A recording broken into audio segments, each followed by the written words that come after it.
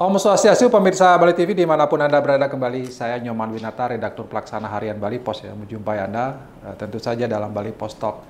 Kali ini kita bicara tentang apa kabar ekonomi Bali, perekonomian Bali ya. Setelah sekian lama kita memasuki masa pasca pandemi, pariwisata katanya ini sudah mulai membaik. Tapi bagaimana sektor ekonomi yang lain, yang real, dan kita bisa lihat nanti seperti apa. Saya akan mewawancarai pelaku ekonomi, seorang pengusaha, adalah Bapak Insinyur Made Bayu Adisastra ST. Kita sapa dulu narasumber kita. Om Swastiastu, Pak Bayu. Om Swastiastu, Pak Nyoman Winata. Om Swastiastu, pemirsa Bali TV dimanapun berada.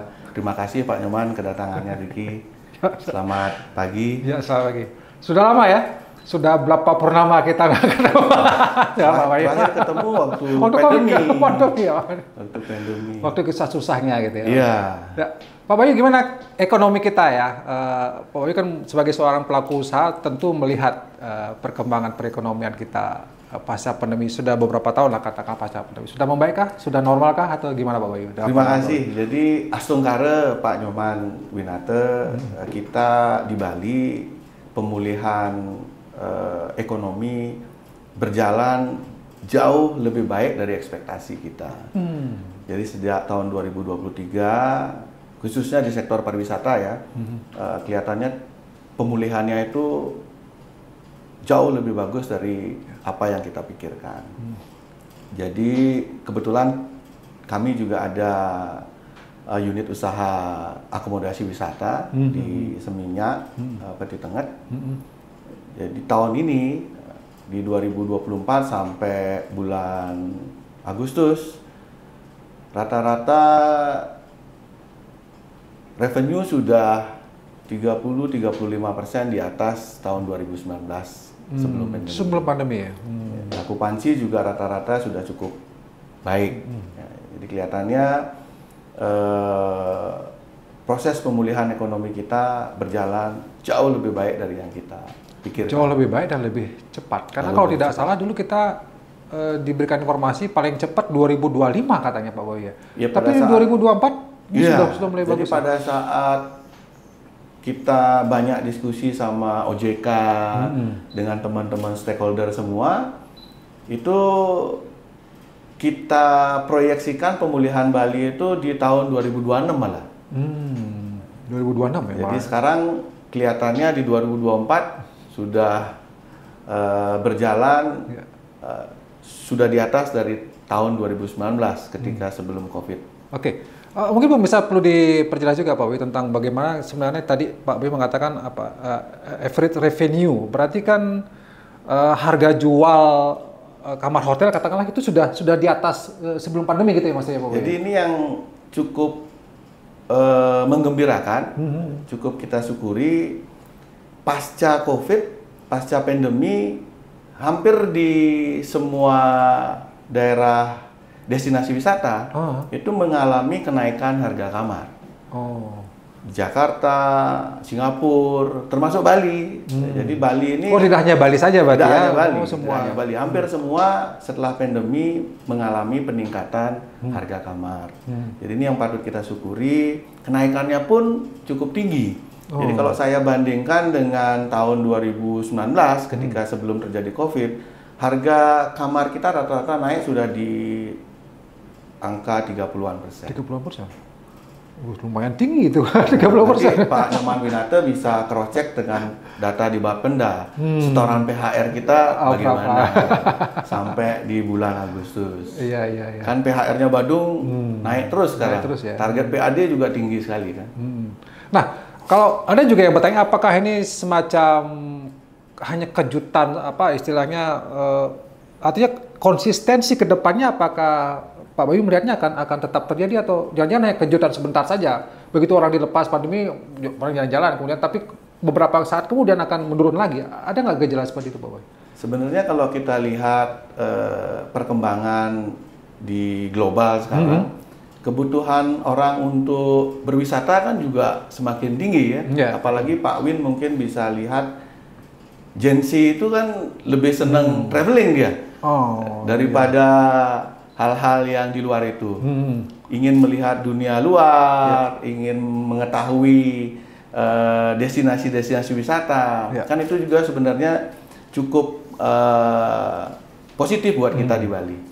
Cuman kan pekerjaan rumahnya buat kita di Bali kan bagaimana caranya mengatasi kemacetan, sampah, sehingga daya dukung kita ini bisa lebih baik. Itu artinya Pak Wing mengatakan jangan sampai citra buruk kita keluar karena macet, sampah, tidak terurus. Itu justru kemudian membuat orang nggak mau ke Bali gitu ya Pak Wing? Ya, jadi kan persaingan di industri pariwisata kan juga cukup ketat. Kita bersaing dengan Thailand, Malaysia.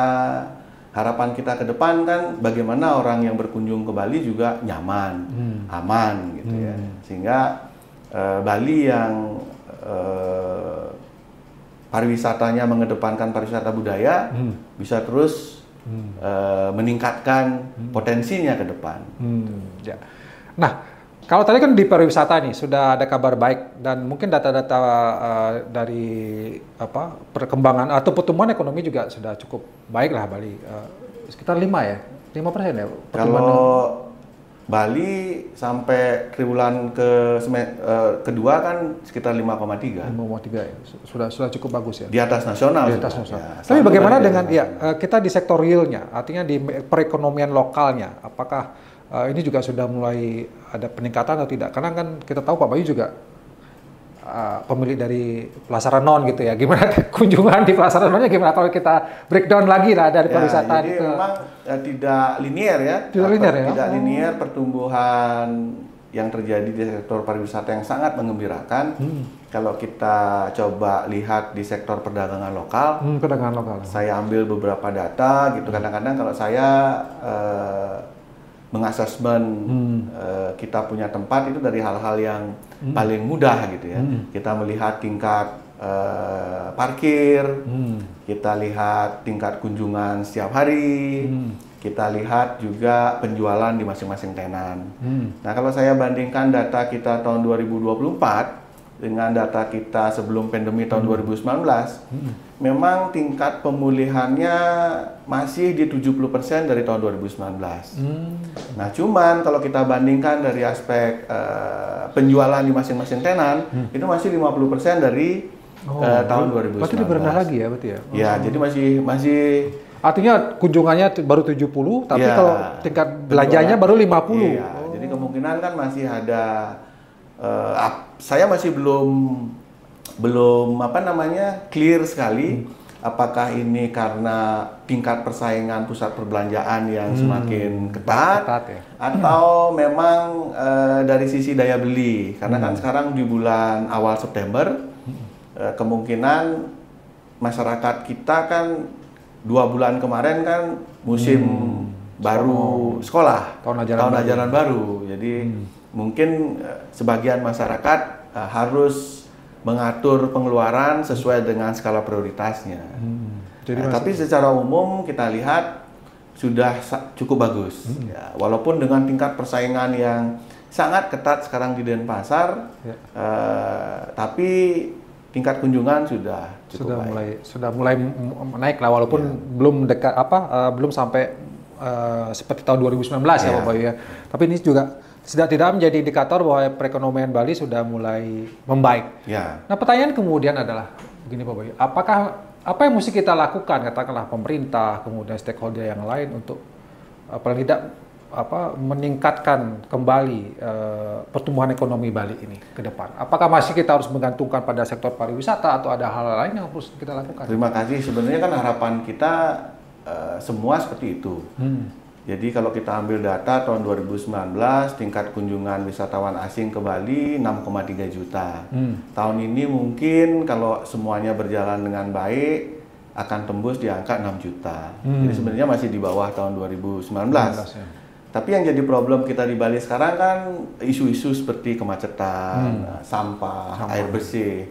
Ini yang perlu penanganan yang lebih serius, lebih cepat. Mungkin ada program jangka pendek, program menengah, jangka panjang. Kita berharap urusan jangka pendek ini bisa diselesaikan oleh pemerintah daerah lah, lewat traffic management mungkin, penyelesaian isu sampah berbasis sumber, kan sudah banyak contoh ya. Kalau kita lihat di Kabupaten Banyumas kan Ya, katanya sudah viral juga, penanganan sampahnya maju sekali. Harapan kita ke depan Bali bisa seperti itu. Ya di luar itu kita juga berharap pengalaman pandemi Covid kemarin kan bagaimana sektor di luar pariwisata ini bisa didorong. Sehingga struktur fundamental ekonomi Bali itu tidak sebagian besar bertumpu di sektor pariwisata yang sangat fragile ketika terjadi permasalahan-permasalahan seperti kemarin. Kayak pandemi gitu ya. Iya, jadi mungkin perlu dipersiapkan lah ke depan. Industri pertaniannya, industri olahannya, perkebunannya. Ya, itu menjadi wacana yang sudah cukup sering juga ya dilontarkan. Oh iya, tapi ya harapannya kan seperti itu. Iya. Tapi untuk mengimplementasinya ini ya agak Ya, perlu leadership sama political will kan. Iya. Ya, sedikit wacana terbaru nih Pak Bayu, apa namanya tentang moratorium gitu lah, agak sedikit kita ini karena mau di akomodasi pariwisata dan segala macam. Kalau Pak Bayu sebagai seorang pelaku pariwisata gimana Pak Bayu? Kalau kita lihat pertumbuhan ekonomi Bali kan Pariwisata. Sebagian besar ditopang dari investasi di sektor pariwisata. Kalau dari sisi saya sebagai pengusaha pariwisata, mungkin yang lebih tepat nanti tentu harus melalui kajian ya, yang lebih mendalam, pengendalian, bagaimana ya, itu alih fungsi lahan bisa dicegah, tidak lagi hanya numplak semua di tempat-tempat tertentu. Saya sepakat itu. Pengendalian sebenarnya. Bukan dilarang gitu ya. Kalau kita sih harapannya pengendalian. Lebih selektif lah. Lebih selektif ke produk-produk pariwisata yang berkelanjutan. Ya, jadi yang lebih green, sustainable, kan seperti itu. Iya, iya. Dan itu memerlukan law enforcement yang cukup harus kuat ya dari pemerintah gitu ya. Perlu konsistensi, komitmen. Baik, terima kasih Pak Bayu atas waktunya. Terima kasih banyak Pak Nyoman Winata sudah datang ke sini, mampir. Mudah-mudahan semuanya sukses berjalan dengan baik. Sehat selalu. Ya Pak Bayu juga sukses ya. Kalau sudah ketemu Pak Bayu kita jadi tambah semangat ya. Jadi kita mendapatkan insight dari seorang pengusaha bagaimana kondisi perekonomian dan apa yang mesti kita lakukan ke depan untuk perbaikan perekonomian Bali. Demikian Bali Post Talk kali ini, saya ucapkan terima kasih atas perhatiannya. Terima kasih. Pramosanti. Om Santi. Sampai jumpa.